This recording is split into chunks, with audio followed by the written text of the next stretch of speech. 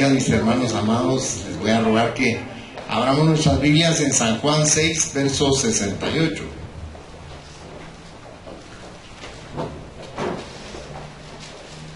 Nuestro tema de esta mañana es ¿a quién iremos? Y dice así la palabra de Dios, leída en el nombre del Padre, del Hijo y del Espíritu Santo. Y Simón Pedro le respondió: Señor, ¿a quién iremos? Tú tienes palabras de vida eterna. Padre Celestial, esta mañana venimos para que tú nos llenes con esas palabras de vida eterna que tanto necesita nuestro espíritu y nuestro diario vivir.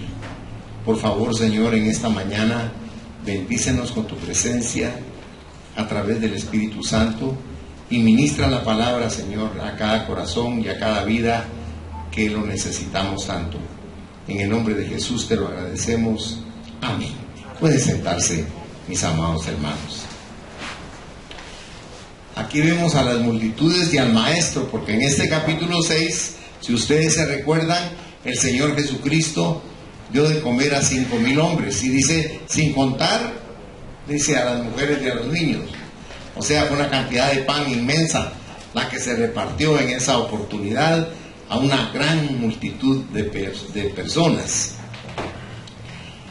Estas personas se quedaron impactadas por eso. Se recuerdan, el Señor pasa del otro lado y lo buscan, pero lo están buscando y Él les dice: ustedes no me están buscando a mí espiritualmente, estoy parafraseando a Jesús, ¿verdad? Sino dice, me están buscando por el pan, por lo material, ¿verdad? Por la comida sólida.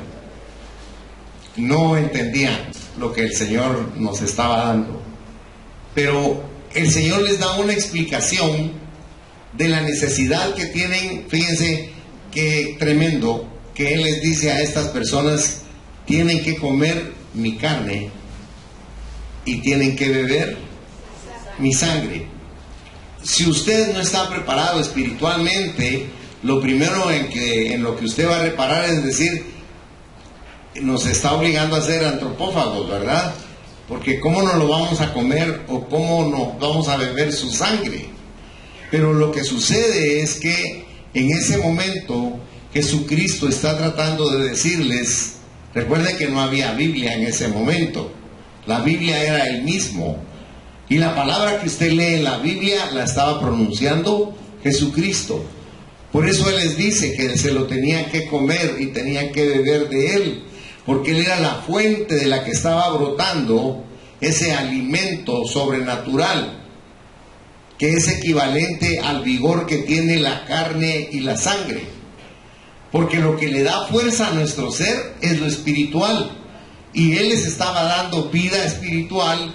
Pero cuando una persona no es espiritual, no puede comprender estos conceptos y estos preceptos. En ese momento, muchas de las personas que no comprendieron, incluyendo a los apóstoles, lo dejaron, lo abandonaron.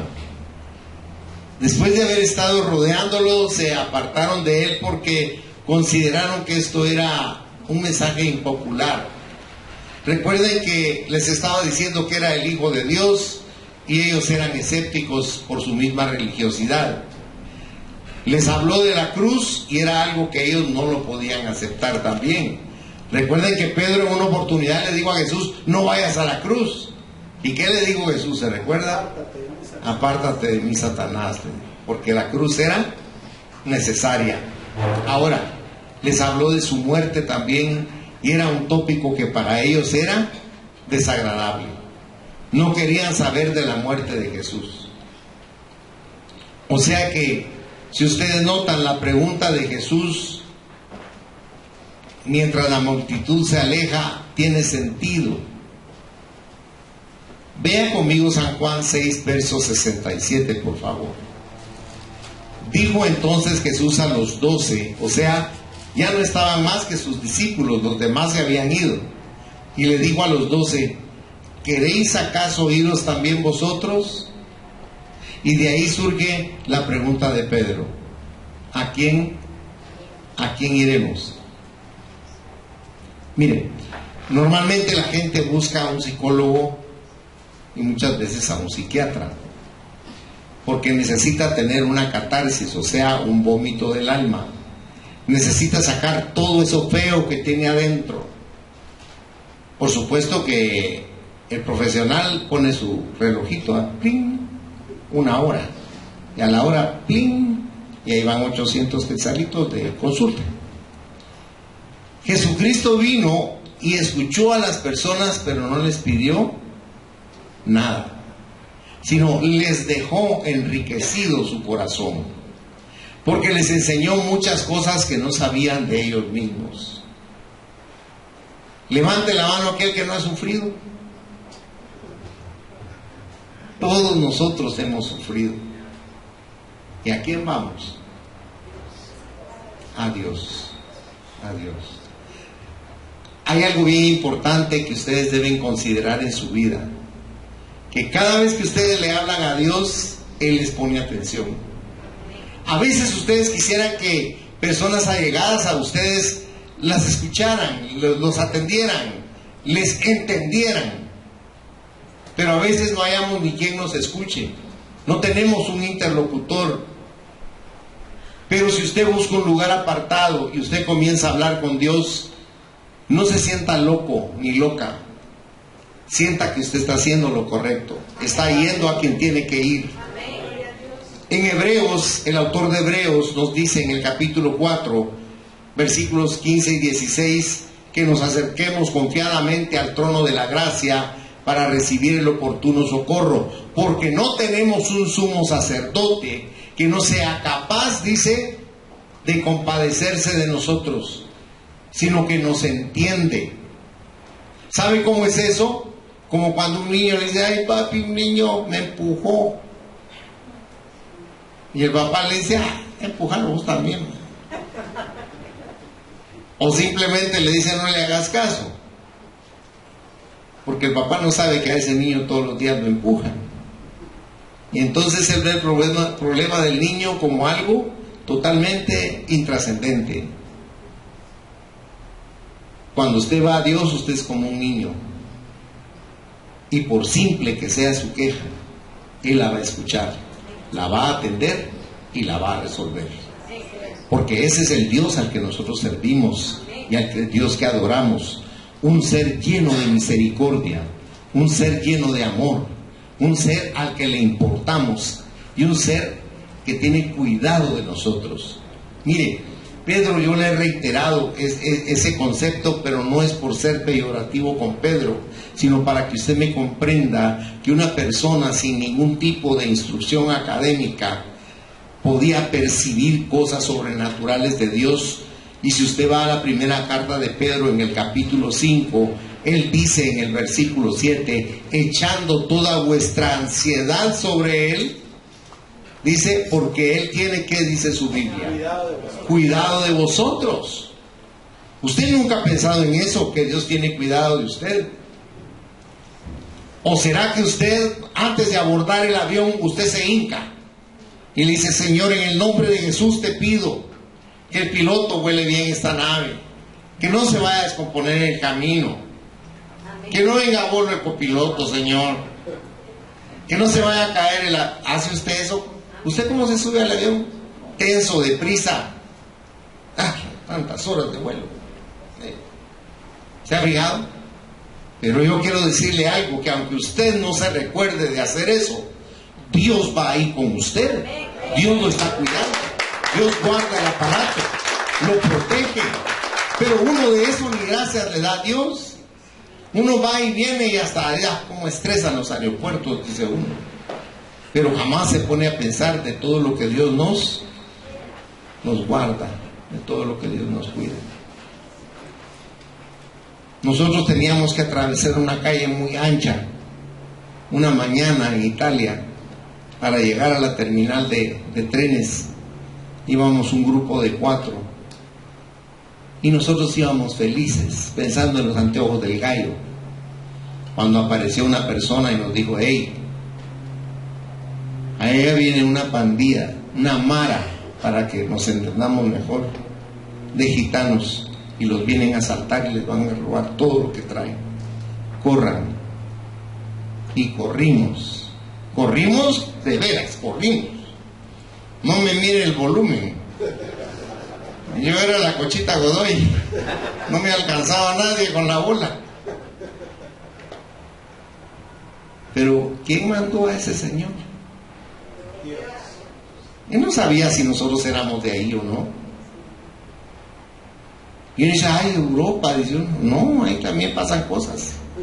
Y ahí también Dios nos cuida, hermanos. Y corrimos. Y cuando llegamos a la Termi, como dicen ellos, una persona que estaba ahí nos dijo, qué bueno que se apuraron, porque allá vienen los ladrones, los asaltantes. Y ellos venían bien bravos, los asaltantes, porque les vimos las caras. Ya venían cerca, porque corrieron también. Pero ¿quién nos cuidó? Dios. Mire, le digo eso, ¿sabe por qué? Porque a donde usted vaya, Él lo va a guardar. Él lo va a proteger. ¿Usted ha leído el Salmo 27, hermano y hermana? ¿Qué dice el Salmo 27? ¿Se recuerda? Haga memoria. O se lo van a poner ahí en la pantalla. Usted va a ver lo que dice ahí. ¿De quién vamos a temer nosotros? De nadie. Yo le he contado que en la zona 12 un joven fue a un banco, llevaba 5,000 quetzales en efectivo en la bolsa y era cristiano, y él oró antes de ir y antes de regresar al salir del banco, y el ladrón se le apareció y le puso la pistola en el pecho y le dijo, dame los 5,000 quetzales que llevas entre la bolsa o te mato. Ni te doy los 5,000 quetzales ni me vas a matar, porque yo estoy cubierto con la sangre de Cristo. Ahora, si es la voluntad de Cristo que me mates, matame, le digo, porque yo sé a dónde voy. Vos al infierno, pero yo voy a ir al cielo. Y si no me vas a matar, dame permiso, porque yo llevo prisa. Y el ladrón se quitó y él siguió su camino. Y para que no crea que me lo estoy cuenteando con esas cosas anecdóticas, si usted quiere, a mi hermana Rutía le digo un ladrón, dame tu celular en el carro. Y mi hermana Rutía, ¿sabe qué le dijo? Trabajar. Puntos suspensivos.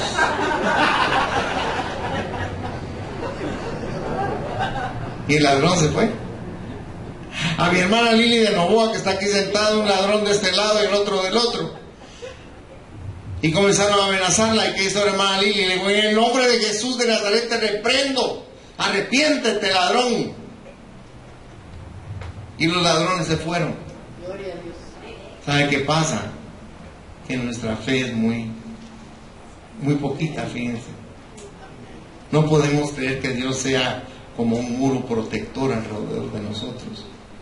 Pero no solo nos cuida de esas cosas, nos cuida de muchas otras también. De muchas otras enfermedades, de muchas otras circunstancias. Porque Él nos ama. Por eso la pregunta de Pedro, ¿a quién iremos? Porque todos necesitamos a alguien a quien acudir. Hay un momento en la vida en que necesitamos a alguien a quien acudir, y Él todo el tiempo está presto. Mire, ¿será que Dios crea al hombre para estar solo? No. Dios hizo al hombre y vio que el hombre estaba solo. ¿Y qué dijo Dios en su corazón? Mírenlo ahí en su Biblia, por favor, si es tan bondadoso. Génesis 2, versículo 18. Mire cómo dice. Y dijo Jehová Dios, no es bueno que el hombre esté solo. Le haré ayuda idónea para él. Note, no dijo le haré una mujer escultural. No dice así, ¿verdad? Dice le haré ayuda idónea. Yo tenía un amigo que puso un rótulo así arriba de su cabecera. Yo le aconsejé que lo quitara porque el rótulo decía estoy durmiendo con el enemigo. No es tu enemigo, tu ayuda idónea, le dije. Pero la realidad es que Dios lo que quiere que comprendamos es que somos seres gregarios. No nos hizo para ser ermitaños, porque Él quiere que nos congreguemos con Él. que tengamos comunión con Él. Cuando usted viene a la iglesia, no simplemente viene a sentarse para ver qué va a oír o qué le van a decir. No, usted viene a tener una comunión con Dios. Porque yo solo soy una bocina del Señor que le está hablando lo que usted quiere oír, lo que usted debe oír. A veces usted se siente solo, se siente frustrado, se siente lastimado, se siente herido. Y no hay nadie a quien usted puede llegar y contarle ese dolor que le está embargando su corazón y su alma. Pero Dios sí le pone atención, y Dios es un bálsamo para su corazón herido. Y Él nos cura, y Él nos sana. Usted no tiene idea cuánto le importa a usted a Dios. Eso nos cuesta entenderlo, ¿verdad, hermanos? Yo como pastor lo he experimentado, que gente me dice, mire, hágame favor, pídale a Diosito, es que a usted sí lo oye. Y dije, ¿de dónde han sacado eso, hermano? A cualquiera que le hable a Dios lo oye. No crea, yo también a veces le he dicho, Señor, ¿qué pasó? Porque no contesta tan rápido como uno quisiera. Pero que nos escucha, siempre nos escucha. Y le voy a decir un secreto. No se asuste si a veces le dice no. Porque muchas veces dice no. Y tenemos que entender que Él sabe qué es lo que más nos conviene, qué es lo mejor para nuestra vida. Cuando el hombre está triste, el hombre necesita a alguien con quien compartir este pesar, esta tristeza. Vea conmigo en Mateo 26, el verso 38, por favor. Mateo 26, 38 dice: entonces Jesús les dijo, mi alma está muy triste. ¿Hasta qué dice su Biblia? Hasta la muerte. Consideren qué estado de ánimo estaba Jesús. Nosotros le diríamos depre, ¿verdad? El Señor está diciendo, mi alma está muy triste hasta la muerte. Y les dice a sus amigos, quedaos aquí y velad conmigo. ¿Y qué hicieron sus amigos? Se durmieron. La diferencia entre Él y nosotros es que Él no se duerme, hermanos. Ni se cansa, ni se duerme. Siempre está atento para todo lo que le pedimos. Cuando usted está alegre, quisiera compartírselo a todos, ¿verdad? Cuando estamos contentos, quisiéramos que todos estuvieran contentos. Nos da ese deseo en el corazón compartir con alguien nuestra alegría. Acompáñenme en su Biblia, por favor, a San Lucas 15, versículo 9. Aquí una mujer había perdido dinero y lo encontró. Y dice, y cuando la encuentra, reúne a sus amigas y vecinas diciendo, gozaos conmigo, porque he encontrado la dracma que había perdido. Note cómo en cada circunstancia necesitamos compañía, porque el valor del plan de Dios también incluye al hogar, al esposo, a los hijos, porque en la familia somos una unidad, y ahí encontramos muchas veces el respaldo que anhela o necesita nuestro corazón en nuestra propia familia. O cuando es Navidad, no se recuerda a usted de cosas bonitas de la familia. Y cuando falta un miembro de la familia, a veces lloramos, nos da tristeza, ¿verdad?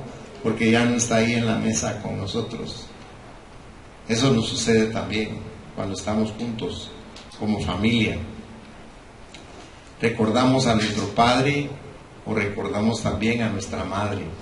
Eso es parte de la socialización que tenemos familiar nosotros.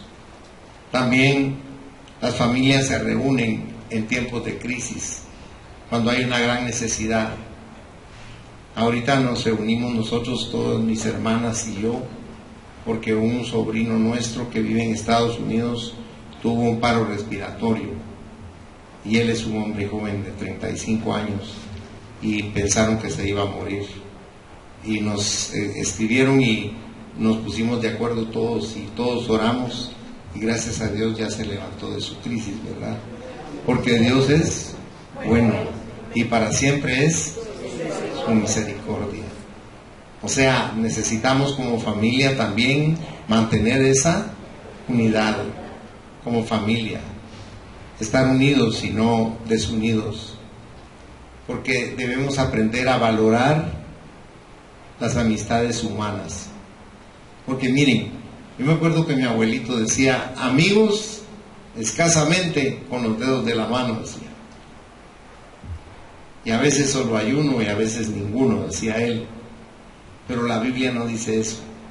Miren lo que dice la Biblia del amigo, por favor. Acompáñenme, si es tan bondadoso, a Proverbios 17, versículo 17. Dice ahí, en todo tiempo ama el amigo, y es como un hermano en tiempo de ¿qué dice su Biblia?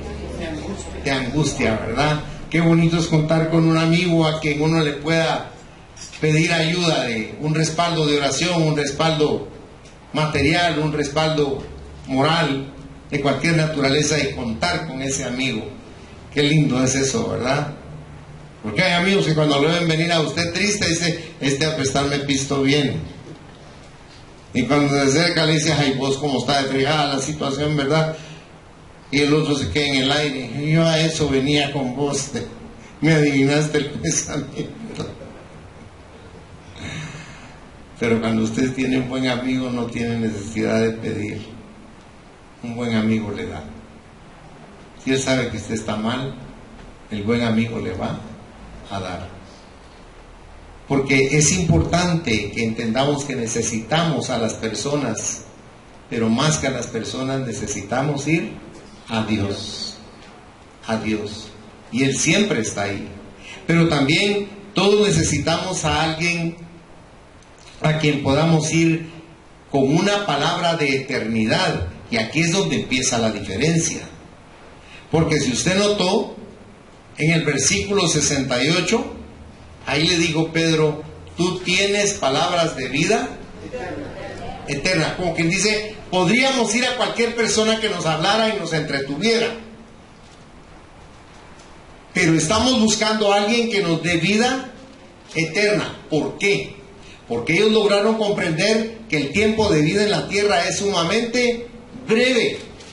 Miren, hermanos, yo quiero que entiendan algo esta mañana. El tiempo de vida aquí en la tierra, no se aferren a él, porque es pasajero. Ustedes no son de la tierra. Ustedes no van a permanecer en la tierra toda la eternidad. No. Dios preparó un lugar para que nosotros vivamos con él eternamente. Este cuerpo que usted tiene, que tanto cuidamos, ese cuerpo es temporal, se deshace. Es algo que nosotros le damos tanta importancia, pero lo que Dios quiere es que entendamos que las palabras de vida son para que nos preparemos precisamente para esa eternidad. Me decía una persona a mí, mi papá está agonizando, pero tiene miedo de morirse. Por favor, yo no tengo palabras para explicarle. Explíquele usted. Le dije, cuando le pase eso, vaya a la Biblia, porque la Biblia son palabras de vida eterna. Ahí es donde usted puede leer, donde usted le puede compartir a su papá. Por supuesto, yo fui y le expliqué al papá, y el papá se quedó tranquilo y se quedó contento, y con los ojos puras pepitas, porque me dijo, ¿de veras eso pasa? Vos, me dijo, sí, eso pasa, porque tenés a Cristo en tu corazón. Tan simple que es, ¿verdad? Le dije, sí, me dijo, de verdad es simple, me dijo. Pero a pesar de que es simple, yo antes no lo creía. Ahorita sí lo creo, vos, me digo, porque de veras ya me falta poco para irme. Ayúdame. Me quiero ir sin miedo, me quiero ir en paz. Otra persona me dijo, pídale que me dé un poquito más de tiempo, solo un poquito más. Yo pido mucho, y de ahí que me lleve. Pero hermanos, ¿de quién depende eso? De Dios. Eso no depende de mí. Yo me puedo hincar y pedir, qué es lo que hago. Esa es mi función sacerdotal. Pero yo sé que depende de Dios, y Él tiene un plan perfecto para cada vida. Él sabe en qué momento tenemos que partir. Por eso es que cuando nosotros logramos comprender las palabras de vida eterna, entonces entramos en esa dimensión en la cual la muerte ya no tiene poder. Si usted va a 1 Corintios 15, si fuera tan bondadoso, le quiero mostrar algo para que me entienda mejor el concepto de lo que vamos a compartir. 1 Corintios capítulo 15, y vamos a leer ahí los versículos del 51 en adelante. Cuando la Biblia habla de dormir, está hablando de lo que nosotros llamamos morir.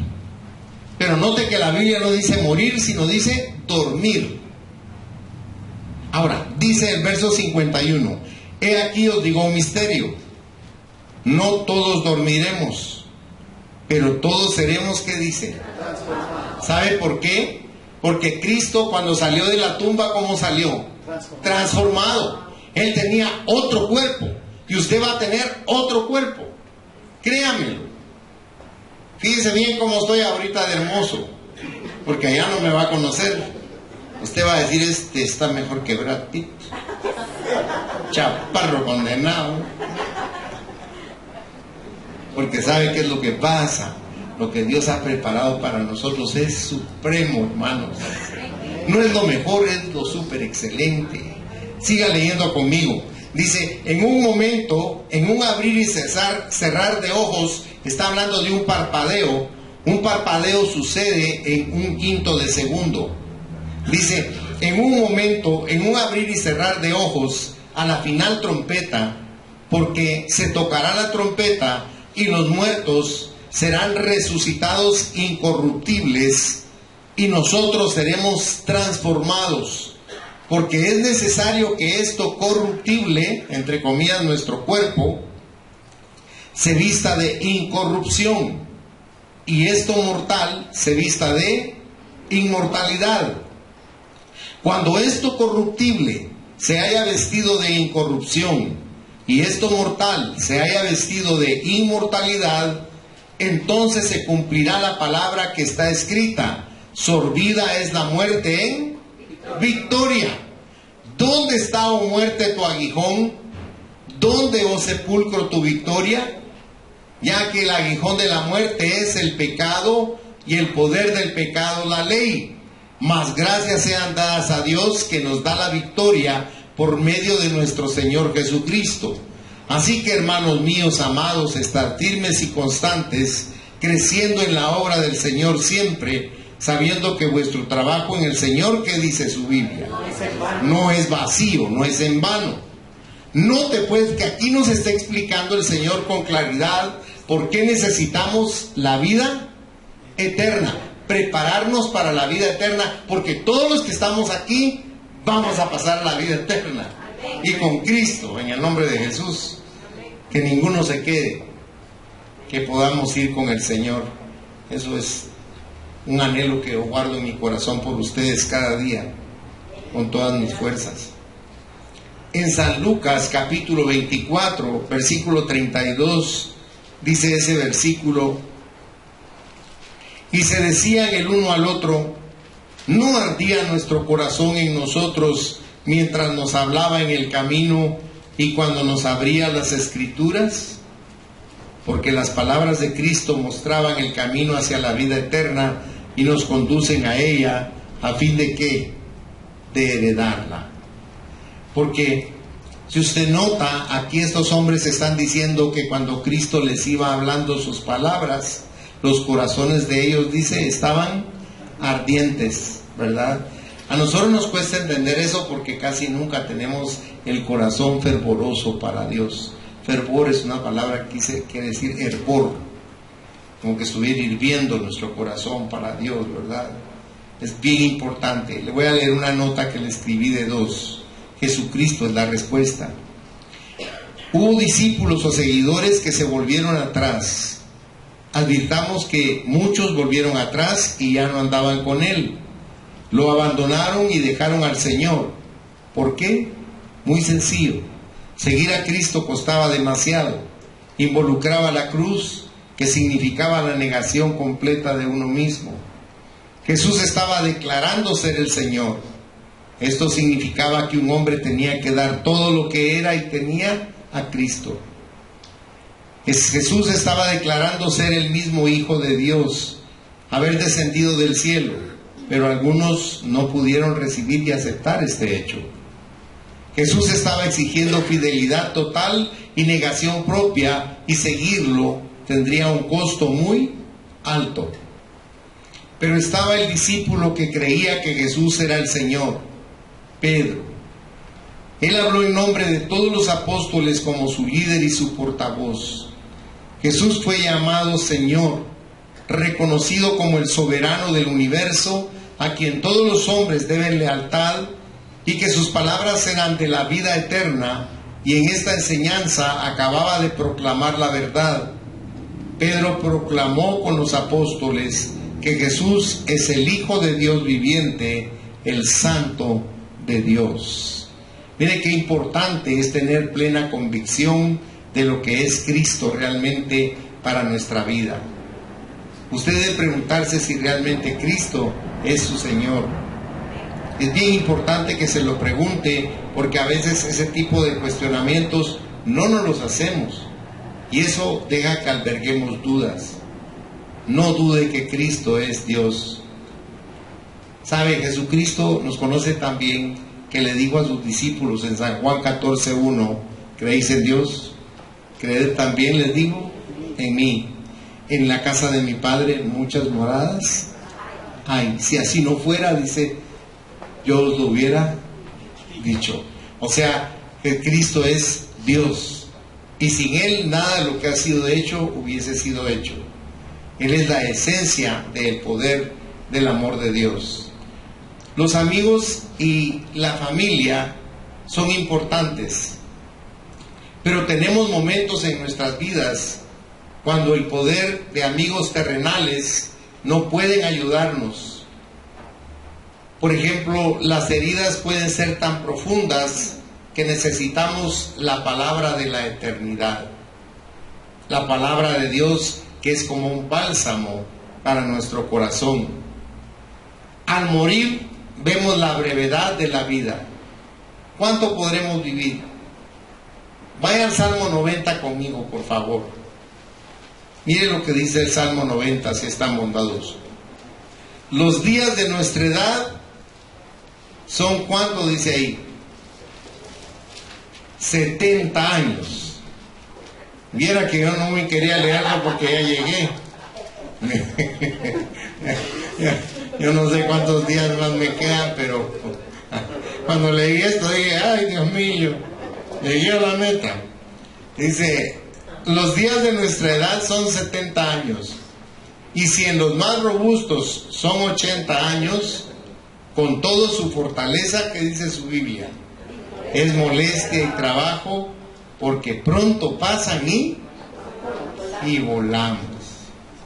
Todos tenemos que irnos, aunque no sea atractivo, pero es la verdad. A veces estamos muy atados al tiempo. Momentos, meses, horas, nos atamos nosotros solos al tiempo.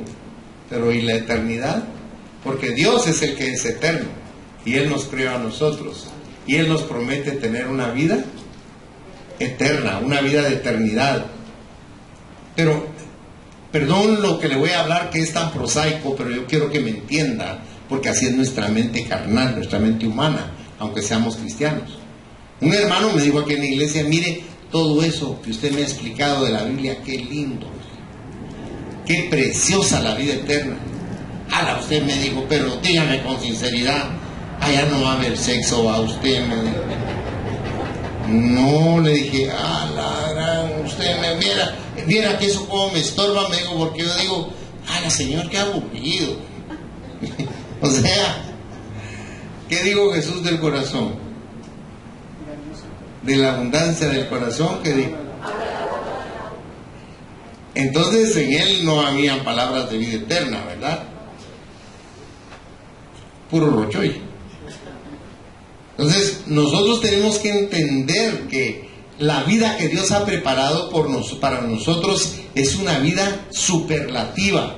Y cuando le digo eso, le estoy tratando de decir que los deleites, goces o deliciosos sabores que su paladar hayan gustado en esta tierra, no se puede comparar con las delicias que Él ha preparado para nosotros.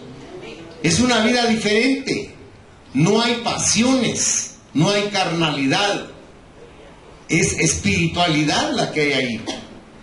Miren, la mujer del pozo, ¿le gustaba, como digo el italiano, el amore, sí o no? Sí. Sí, le gustaba. ¿Qué le dijo el Señor? Porque a ella le gustó Jesús. Y le dijo, ay, queriéndole coquetear al Señor. Y el Señor le dijo, llama a tu marido. No tengo marido. Estoy libre y no le echo candado a la puerta. Y el Señor le dijo, la verdad has dicho, no tengo marido. Porque 5 has tenido y el que tienes ahora tampoco es tu marido. Señor, le dijo, me parece que tú eres profeta. Pero ¿saben qué? Eso no es lo interesante. Lo interesante es que la mujer cambió, fíjense. Dejó esa vida que ella llevaba de carnalidad y se volvió una predicadora de Dios. Una mujer que predicaba la palabra de Dios. Y le decían, ahora ya no creemos tanto por lo que tú nos dices, porque lo hemos escuchado a Él. Fueron a escuchar al Señor y eran samaritanos, hermanos. Uno no puede entender eso, pero los judíos ni siquiera caminaban donde había caminado un samaritano. Los trataban de perros o de cerdos. Y cuando usted lee la parábola del buen samaritano, se recuerda que Jesús le preguntó, ¿y quién fue el que hizo misericordia de él? La respuesta correcta era el samaritano, ¿verdad? Porque pasó un sacerdote judío, pero le dio la vuelta y dijo, no. Pasó un levita judío y dijo, no, me puede pasar algo. Pero el samaritano, cuando vio que el judío se estaba muriendo, se bajó de su caballo y lo ayudó y lo curó y lo llevó a un mesón. Y Jesús le pregunta al escriba judío, ¿quién fue ahí el prójimo? El samaritano. Pero él no le dijo el samaritano. Muy inteligentemente le dijo, el que usó de misericordia con él. Porque dice que si decía samaritano, se ensuciaba la boca. Perdón que le explique eso, pero es para que usted me entienda cómo una mujer samaritana llegó a prendarse de la palabra de eternidad de Cristo. Ya no de Cristo en sí, sino de la palabra que emanaba de Él. Porque la palabra de Dios sabe qué hace con usted, le da vida. La palabra de Dios a usted le da ánimo. La palabra de Dios a usted le da esperanza. La esperanza maravillosa que no avergüenza. La palabra de Dios le da a usted sanidad en su alma, sanidad en su cuerpo. La palabra de Dios es lo que hace que usted se levante cada día. La palabra de Dios es la que lo bendice para que no le falte nada ni a usted ni a su familia. La palabra de Dios es la que hace que en su mesa no falte la comida, que usted tenga con qué cobijarse en las noches cuando llueve. Lo invito alguna noche que pueda a venir a dar una vuelta por aquí y va a ver cuánta gente está tapada con periódicos tiritando del frío bajo los chorros de agua. Entonces cuando usted se acuesta en su cama va a decir, gracias Señor por mi cama, gracias Señor por mis cobijas, gracias Señor porque tengo un techo. ¿Me entiende lo que le quiero decir? La palabra de Dios no es simplemente un tema de conversación, hermanos. La palabra de Dios es la vida que nos sostiene en esta tierra. Usted está vivo por la palabra de Dios que hay en usted. Porque el que no tiene la palabra, dice el Señor, que ya ha sido condenado. Está muerto en sí mismo. Pero usted tiene vida porque tiene esa palabra de eternidad en usted. A veces menospreciamos la Biblia, pero es la fuente de vida para nosotros, para cada uno de nosotros. Dios nos habla de eternidad y de la vida eterna. Y termino el mensaje con esto. Todos podemos acudir a Jesús y hallar en Él un amigo en el cual uno tiene respuesta para el tiempo y para la eternidad. Le leo una segunda nota que le escribí muy breve. Una vez que un hombre muere, su carne se va para siempre y no regresa. Pero este pensamiento, que es verdad, ofende a los hombres, pues aman al mundo y la carne, sus placeres y sentimientos. Por lo tanto, quieren el derecho de alimentarla. Quieren un yo mundano, una fama egocéntrica, una imagen de la carne, honor benevolente, reconocimiento humano, placeres estimulantes, halago institucional, riqueza mundana. Solo el Espíritu Santo puede dar vida a un hombre y puede hacerlo vivo, dándole vida abundante y eterna. ¿Cómo? Recibiendo la palabra de Cristo, pues sus palabras son espíritu y son vida, y experimentan en el hombre la vida real, la verdadera vida. Porque en Cristo no hay muerte. El Señor dice: el que cree en mí, aunque esté muerto, vivirá. Amén. Si usted se recuerda, en San Juan 6, en el versículo 69, si usted lo leyera conmigo, dice la palabra: y nosotros hemos creído y conocido que tú eres el Cristo, el Hijo del Dios. Está Pedro reconociendo que Cristo es Dios, ya se fijó. Por eso le dijo que él tenía palabras de vida eterna, porque es el siguiente versículo del que nos ha ocupado. ¿Y qué es lo que hace Cristo con nosotros, con su vida eterna? Mire estas tres últimas llamadas conmigo, por favor. Le suplico que se sacuda el sopor y abra sus ojos espirituales y deje entrar la palabra de vida dentro de usted. Mateo 11:28, mire cómo dice: venid a mí todos los que estáis trabajados y cargados, y yo os haré descansar. Mire qué maravilloso, porque es un descanso interno, no físico, que es tan transitorio. Apocalipsis 22:17. Y el Espíritu y la esposa, o sea, la iglesia, dicen: ven. Y el que oye diga: ven. Y el que tiene sed, venga. Y el que quiera, tome del agua de la vida, dice, gratuitamente. Eso es lo que significa el poder de la fe, de ir a la palabra eterna de Cristo. Cierre sus ojos, por favor.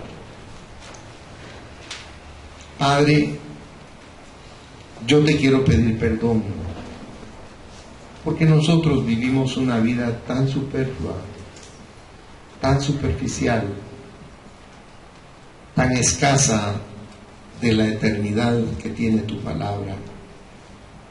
Incluso tu palabra no es una prioridad en nuestra vida. Tu palabra no nos gusta tanto como la televisión. Tu palabra no nos gusta tanto como los paseos. Tu palabra no nos gusta tanto como las reuniones. Perdónanos porque es por ignorancia. Porque si supiéramos que tu palabra encierra la eternidad de vida, nosotros viviríamos para tu palabra.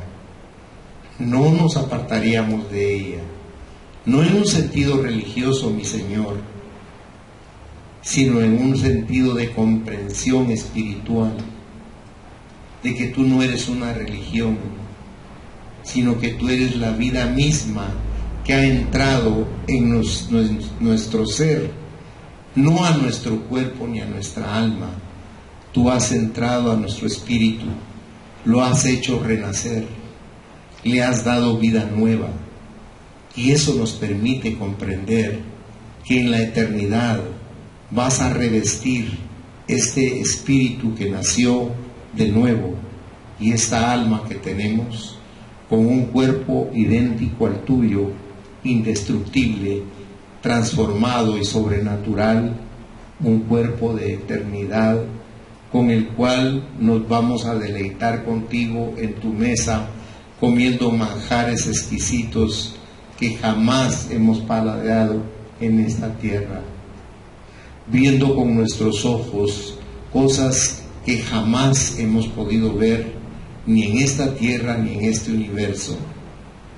Y nuestro corazón se va a llenar con un gozo y con una alegría que no lo pueden producir el placer sexual ni ninguno de los placeres humanos que deleitan la carne.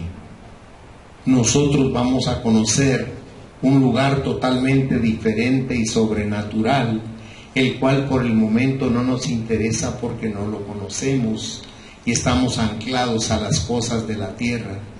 Pero tú eres bueno y tú rompes las cadenas y las ataduras, y eso es lo que te quiero pedir en esta mañana, que en este grupo de hijos e hijas tuyas tú rompas esas ataduras y esas cadenas a lo material, esas cadenas, Señor, a lo que es el deleite de nuestra carne y de nuestra mente, y que nosotros nos podamos saturar de tu palabra, porque esa palabra es eterna y es vida para nosotros.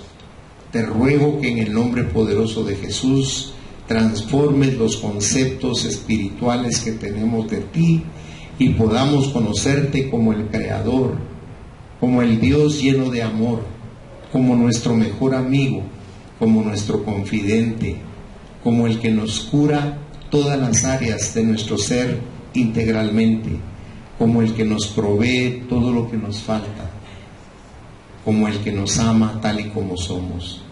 Por eso, Padre, te ruego que te derrames sobre esta iglesia tuya, sobre cada uno de ellos, porque la iglesia no es el edificio, sino son ellos, Señor.